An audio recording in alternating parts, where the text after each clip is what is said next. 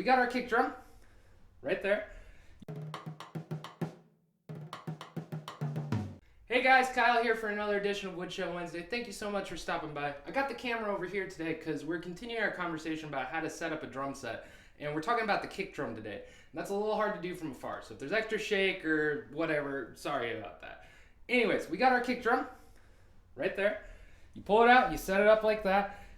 Over here we have our spurs that will adjust the angle. That helps it from scooching forward, loose and tighten like any other piece of hardware. On the batter side, that's the side you hit, you have your kick pedal.